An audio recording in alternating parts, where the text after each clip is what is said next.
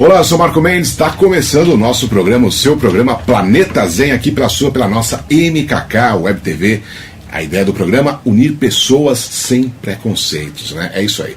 E hoje, né, eu estou com o nosso convidado e nosso parceiro também, que tem um programa aqui na MKK Web Rádio, é isso mesmo, já está falando a respeito disso. Ele, Babalorixá, Eric de Oxalá. Tudo bem? Tudo bem, Marco. Eu sempre dou um abraço, ele vai, porque eu falo que o abraço é o que sempre une as pessoas, né? Isso. Um abraço. O Lobo Janra dizia isso, né? Dizia isso. Quero agradecer o teu carinho por estar aceitando o nosso convite, entendeu? E tirar aqui dúvidas a respeito, né? Sim. Eric, eu quero que você me fala, como é que você teve o chamado para esse mundo espiritualista? Como é que foi esse chamado? Então, o mundo espiritualista, a vida esotérica sempre esteve presente na minha família, né? Mas a parte do candomblé em específico, ninguém da minha família era do candomblé. Você procurou sozinho? Isso foi bem pequeno. É né? difícil isso, hein? Marco, eu fui numa festa de candomblé com 12 anos de idade, eu me encantei. A partir daquela hora lá, eu comecei a virar um problema na minha casa, né, Marco? Porque a minha família não era de candomblé. Tradicionais. Né? E o candomblé é uma religião que exige preceito, você sai da sua casa para cumprir as obrigações na casa de candomblé, então eu era menor de idade, né? Então foi bem complicado, mas não adiantou, eu ia escondido, eu dava o meu jeito lá, e a minha mãe tinha uma amiga que é Eked, a Eked Isabel, que ela me levava no candomblé. Entendeu? Então foi com ela, com a Eked Isabel de Oxum, que ela sabe, né, que eu comecei a minha andança no candomblé. Sua jornada, que bacana. O que precisa, as pessoas devem se perguntar, o que precisa para ser um babalorixá? Olha, Marco, para você ser babalorixá, primeiramente a pessoa tem que ter o chamado do orixá. Certo. Né? Não adianta você querer ser babalorixá, porque o babalorixá é a mais alta patente do candomblé. Perfeito. Né? É a cadeira máxima do candomblé. Então, muitas pessoas são iniciadas no candomblé, né? Elas chegam ao posto de ebome, né? Mas elas não ocupam o cargo de babalorixá, que é o pai de santo. Então você precisa ter o que, Marco? O chamado do orixá. Entendi. O seu babalorixá, o seu sacerdote vai jogar os búzios e vai dizer se você nasceu para o sacerdócio ou se você não nasceu para o sacerdócio. Que loucura. E esse chamado, na realidade, isso leva um tempo. Você tem que abdicar de muitas coisas da sua vida, né? Eu acho que o candomblé é uma religião à parte, né? Porque ela exige de você. Não é somente você ir e rezar e voltar para casa. O candomblé é um estilo de vida, é full time. Você é do candomblé na hora que você acorda até a hora que você vai dormir. O candomblé é uma religião? Pode se tratar como uma religião? Sim, é uma religião. Porque primeiro que o candomblé religa a Olodumare, religa a Deus, né, Marco? Então eu acho que tudo que religa é religião, né? Mas o candomblé é religião, não é culto. Certo, né? É religião. Certo, é religião. E você está falando a respeito de Deus, né? O candomblé a gente vê que tem alguns, desculpa se eu estiver errado, sou aprendiz também, alguns intitulados Deus, mãe da Iemanjá, tem, né, Oxalá, que representa. Eu queria. Tem alguma ligação? Orixás são deuses? São divindades, são deidades, isso mesmo. Porque o orixá, na verdade, ele é um ancestral divinizado, ligado a uma força da natureza. Entendi. Né? Então a gente intitula Oxum, a dona das águas doces, Xangô, o dono do fogo, são divindades, são deuses, são. Isso veio, a filosofia, o lado da religião candomblé, é praticamente brasileira ou não? Veio da África? O candomblé é uma religião afro-baiana. Afro-baiana, né? Afro-baiana, comumente dita afro-brasileira, porque é uma religião, não é uma religião africana. Né? Ela veio da África no porão do navio negreiro, com os negros escravos, né? Na época da colonização. E aqui no Brasil se criou o candomblé. Né? As 3 negras princesas que vieram princesas da África para o Brasil, Iadetá, Iacalá e Anassoa, que montaram a estrutura do candomblé na Bahia. Então, Marco, você sabe, a gente entende que é uma religião afro-baiana, por conseguinte, afro-brasileira. Né? E qual a diferença, Babá, da Umbanda e o candomblé, que as pessoas acho que querem saber essa diferença? a Umbanda é uma religião brasileira. Elas são muito parecidas assim. Não tanto, Marco. Existe uma mistura aí e que não é verdade. A Umbanda é uma religião brasileira, né? Certo. É uma religião criada aqui. Na Umbanda se cultua o elemento brasileiro. Bacana. Né? Que é o caboclo, né? Que chegou antes do próprio negro escravo, né? Os boiadeiros, os baianos, os exus, as pombagiras são entidades, não são divindades. Né? Que loucura. Que se cultua na Umbanda. E a Umbanda, ela secretizou, né? Ela secretizou o santo católico, ela conserva ainda o secretismo. Né? Que São Jorge é Ogum, né? Que Santo Antônio em alguns lugares é Xangô. Enfim, existe isso. No Candomblé a gente não secretizou. E como que você vê, Babá, essa resistência, né? A gente está falando, a ideia do programa é justamente quebrar esses preconceitos das religiões, das filosofias, né? Porque no fundo todo mundo vai para o mesmo lugar. Eu creio assim, né? Como que você vê? Hoje eu já ouvi algumas pessoas falando a respeito que o candomblé, hoje a Igreja Católica está aceitando mais. Como que você vê, essa política religiosa, né? Olha, Marco, o candomblé é uma religião de resistência, né? Todo mundo sabe que é uma religião que resistiu aos porões dos navios negreiros, né? Então não é fácil ser do candomblé num país como o Brasil. Até hoje vivenciamos o preconceito do negro e do branco. Quiçá o candomblé. Né? Então, assim como o negro passa pelo preconceito, o candomblé também passa. Então não é fácil, não. Hoje é diferente, porque as pessoas têm acesso ao candomblé e elas se servem do candomblé, né? As pessoas procuram um pai de santo para jogar o búzio. Se de repente na igreja não deu certo, ela vai no candomblé. Verdade. E ela consegue. Então todo mundo que está na igreja, às vezes, depois da igreja, ela vai no terreiro de candomblé. Né? Então, por isso o candomblé ele popularizou demais, né? Cresceu para o Brasil e para o mundo. Né? Mas existem ainda aquela resistência. Existe, Marco. Me explica sobre a tradição Queto. O que seria isso? Queto, a tradição Queto é uma das tradições, uma das nações do candomblé. O candomblé tem a nação Queto, tem a nação Efon, tem a nação Angola, Jijimari. É uma das tradições, uma das bandeiras do candomblé, né? Onde Oxóssi é o patrono, entendeu? Então Queto é uma nação, é a nação que eu pertenço. Entendi, né? Que legal isso. A minha casa é uma casa de Queto. Né? Então é uma nação abençoada por Oxóssi, da região de Queto, na África, que não existe mais. Queto não existe mais na África, né? Queto foi destruída. Então Queto não existe mais, mas a tradição é de lá. Uma coisa que eu ouço muito nos nossos programas filosóficos esotéricos sobre Ifá. Ifá. O que seria o Ifá? Eu tanto falo sobre esse Ifá. Então, Ifá é uma rama de culto da África, né? Onde se cultua Ifá Orumilá. Tá. É uma filosofia, um tipo de filosofia. Não é candomblé. Não é candomblé.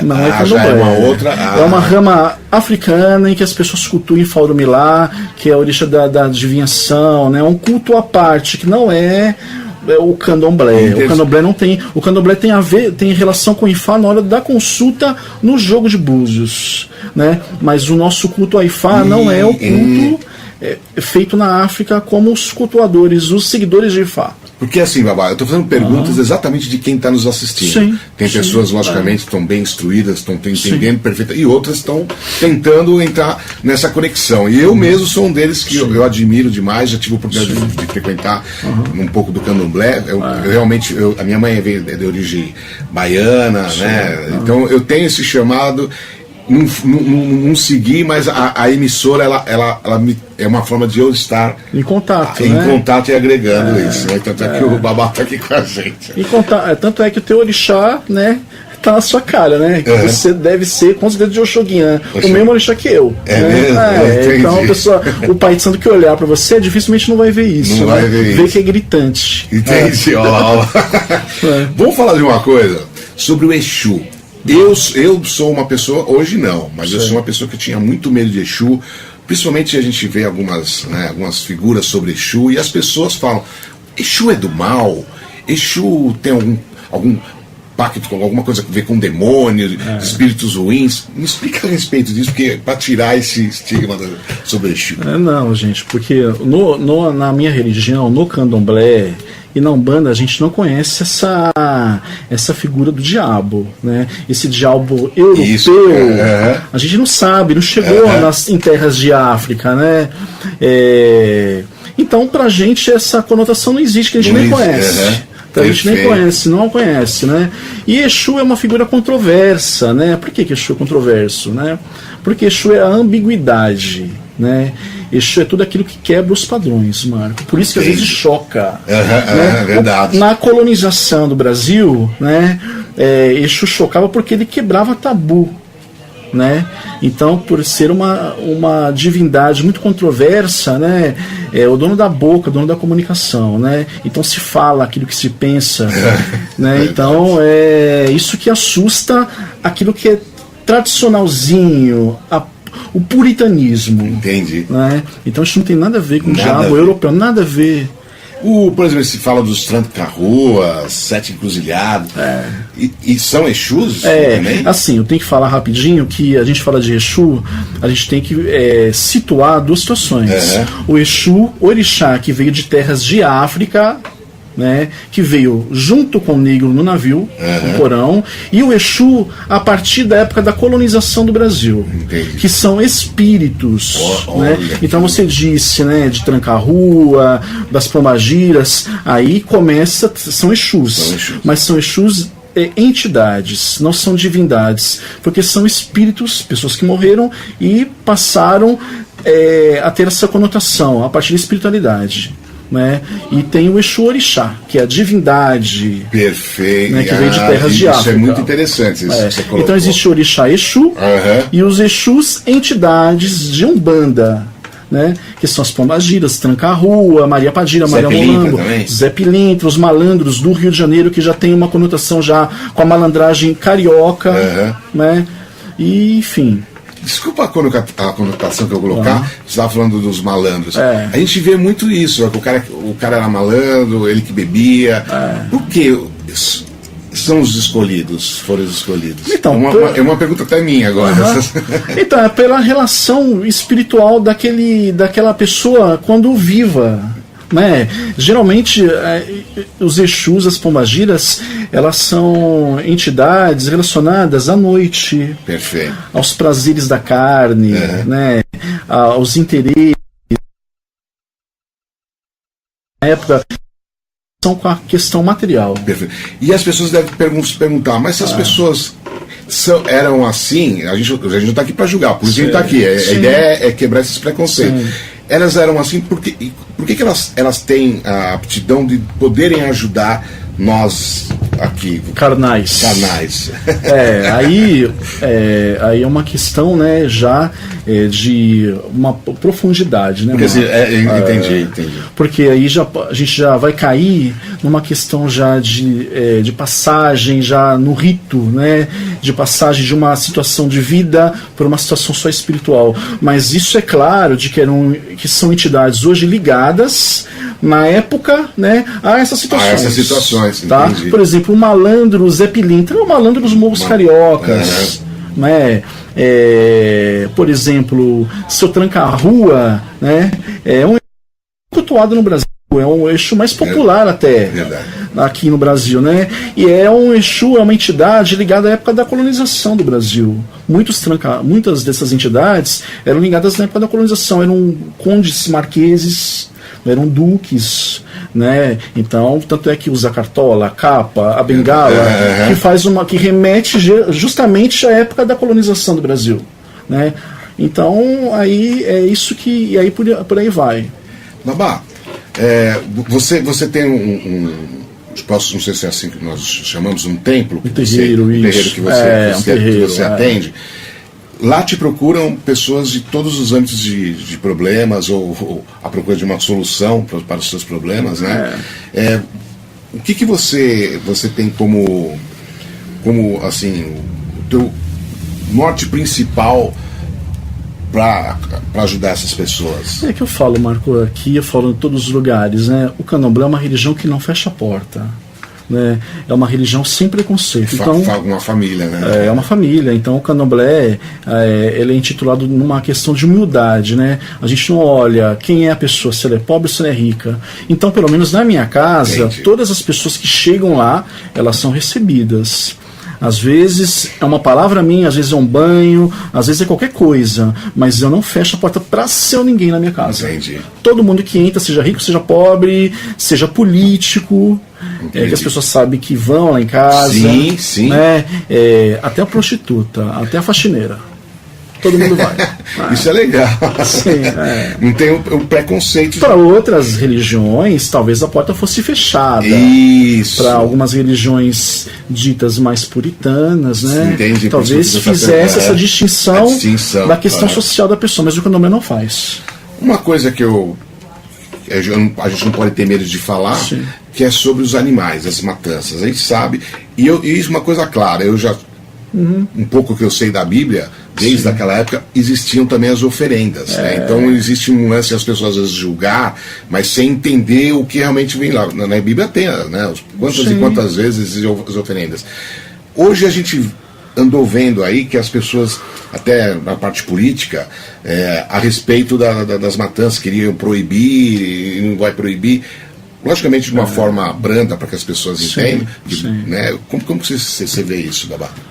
Então, a matança é o ouro, né, é o sacrifício. Então, o sacrifício acontece realmente no candomblé para uma questão de alimentar a comunidade. Certo. Né? É uma forma da gente alimentar a nossa comunidade.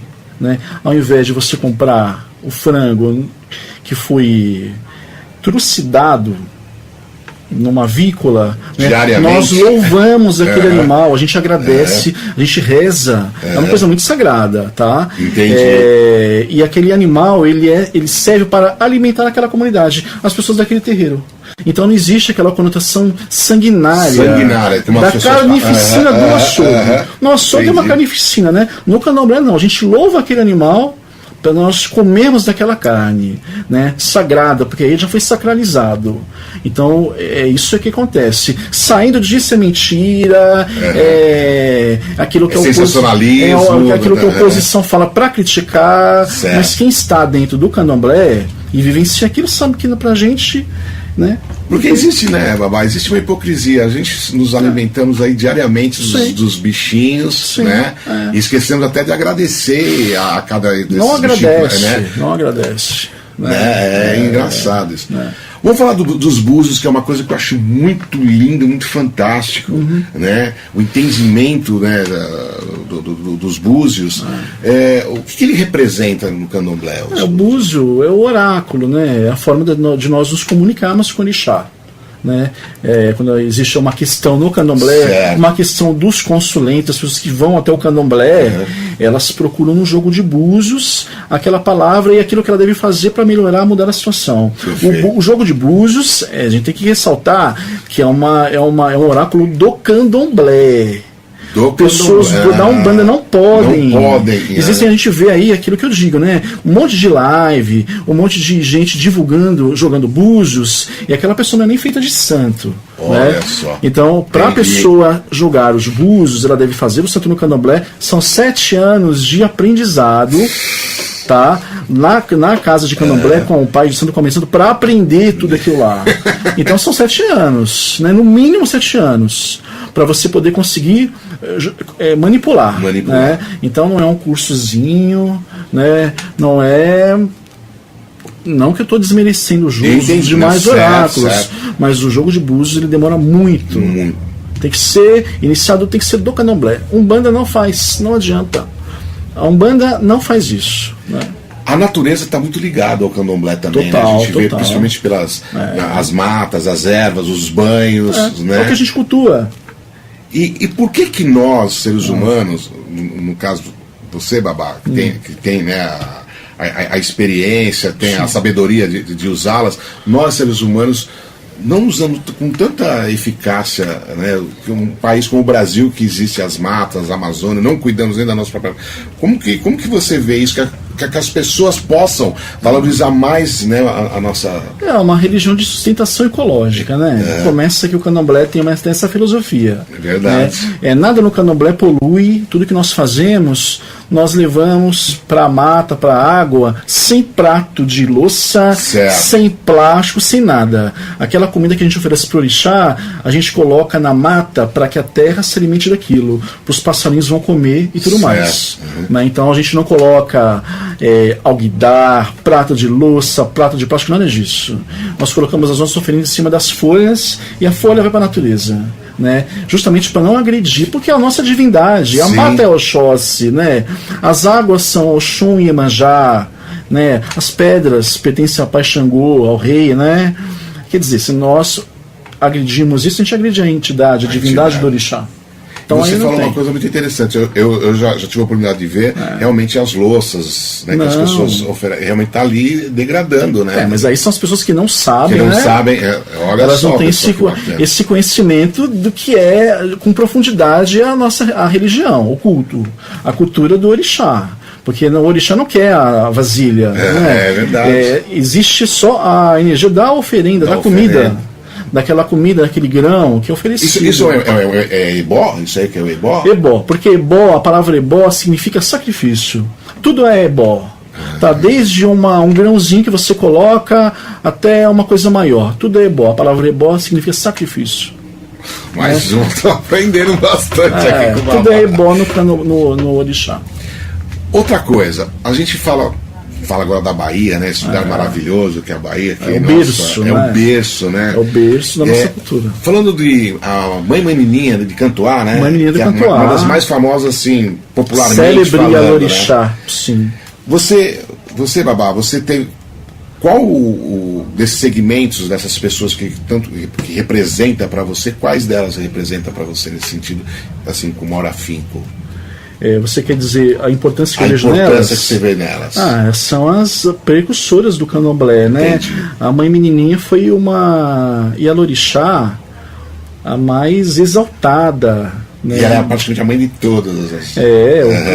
Quando nós falamos de Mãe Menininha do Cantuá, a gente lembra logo, né, daquela senhora que acalantava, o de Oxum, né? A mãe, e que ela, com a força dela em liderar, né, que ela viveu no candomblé numa ocasião muito repressora. Ela participou da ditadura militar, né, em que na época os terreiros eram invadidos e tudo era destruído. Olha só. Né, os atabaques eram levados embora. Né, para você ir numa festa de candomblé, você tinha que pedir na delegacia, tá, uma licença, né, na delegacia de jogos e costumes, tá, para você poder fazer o seu candomblé. Tá? E ela soube driblar isso de uma forma exímia, né? Então, Mãe Menininha é o ícone, é uma das Ialorixás ícone. Tem Pai Joãozinho da Gomeia, né? Existe Mãe Cotinha Jeoá, Mãe Senhora do Pofunjá, né? Aí para o Brasil, Pai Bobó de Inhã, que são nomes do candomblé e que levaram adiante a nossa cultura. Se nós estamos aqui cultuando o orixá hoje, é graças a eles, que são nossos ancestrais. Falando agora da parte musical, que aliás a parte da música da Bahia também fortaleceu muito, né, o candomblé, e fortalece. Depois teve o lance aqui chamado hoje, o pessoal identifica muito ao samba também, a forma e hoje a gente vê os grandes nomes da nossa música popular brasileira, né, sempre colocando, né, coisas do candomblé. Eu queria que você me explicasse a parte dos atabaques e os cânticos, né, que a gente pode chamar assim. Eu sei que cada cântico tem um chamado. Como que vocês conseguem identificar isso? Eu sei que depende da batida que você faz. Uma curiosidade. O atabaque, os instrumentos, eles são a orquestra do candomblé, né? São os instrumentos que chamam os deuses para dançar na terra. Entendi. Os deuses que dançam de pé descalço, né? O pé descalço porque é a humildade, né? O orixá não tem o glamour, é a pura humildade. Então os atabaques, eles exaltam, né, aquela divindade e chama aquela entidade para que venha. Então em cada orixá tem o seu toque específico. Até isso tem que aprender. São os nossos pais ogãs, né? Que também demoram anos de dedicação, né? Assim como as nossas mães equetes, que tem a função delas, os ebômios, os iaôs, que são os iniciantes, os neófitos, né? E tem as suas funções. Então o candomblé requer realmente dedicação. E a orquestra, os pais ogãs, né? Eles realmente são músicos do candomblé. São músicos do candomblé. Na hora, são eles que tocam para os reis e as rainhas, Entendi. né? Responsabilidade é gigante. É gigante. Aquele rei, o orixá é um rei, é uma rainha, é uma princesa. Na frente do músico, na frente dos atabaques, é uma responsabilidade. Com certeza. Né? Babá, o programa está quase acabando. Sim. Eu sei que você atende. Você tem um terreiro, mas você atende em outros lugares também. Isso. Eu quero que você explique para os nossos telespectadores. A Casa de Candomblé, que é o lugar onde a gente faz a gente cumpre a nossa tradição religiosa, né? Que na Casa de Candomblé é normal a gente joga os búzios, atender as pessoas, isso é uma coisa normal. Mas eu também atendo em outros lugares, né? E que na Zona Leste de São Paulo, na Zona Norte, na Zona Sul. Então as pessoas que elas precisam, elas sempre vão achar um caminho de chegar até o Babalorixá. Tem um endereço para que a gente possa estar falando? Tem o endereço, o telefone é melhor até, que é 11 9872 7004, São Paulo, isso. Aí as pessoas elas ligam, marcam, falam com as pessoas lá do Axé e marcam a hora delas. Perfeito. Babá, eu quero que você deixe Sim. Como é que eu posso dizer assim, uma mensagem para eles, para a gente estar terminando o programa. Desde já quero agradecer o seu carinho. Axé. Babá está conosco também Axé. aqui na MKK Web Rádio, todas as terças-feiras, às 9 da noite. Né? Então fique à vontade. E o programa tá bombando, né? Tá bombando, muito bom. As lives chegam a... Muito bom. O que eu posso falar é que eu falo para os meus filhos de santo, eu falo para as pessoas que me procuram, né? Que o orixá, ele é para todos, né? O orixá é uma benevolência da natureza, né? É uma divindade que ela está para todas as pessoas. Eu fiz muito isso. Ela está desde o pobre para até o rico. Certo. Né? Então, por isso, quando eu falo para alguns conservadores, eles devem até ficar de cabelo em pé. Mas o candomblé é desde a prostituta, é desde aquela pessoa da rua, tá? Que carrega o carrinho do lixo. Verdade. Até o empresário, até o político. Então o candomblé é honesto, o candomblé verdadeiro, ele não faz distinção. Por isso que eu digo, né, que o candomblé abre a porta para todo mundo. E é o que eu digo, né? Todas as pessoas de bom coração, né, de alma limpa, para elas o candomblé está de portas abertas. E a minha casa também. E como que é um cumprimento em candomblé? Cada filosofia tem um namastê. Como é que é o cumprimento? Então, existem as diversas nações, né? Então cada nação fala de uma forma, né? Na Angola se fala colofé, no Queto se fala motumbá. Né? Eu te saúdo, e a pessoa fala motumbá axé.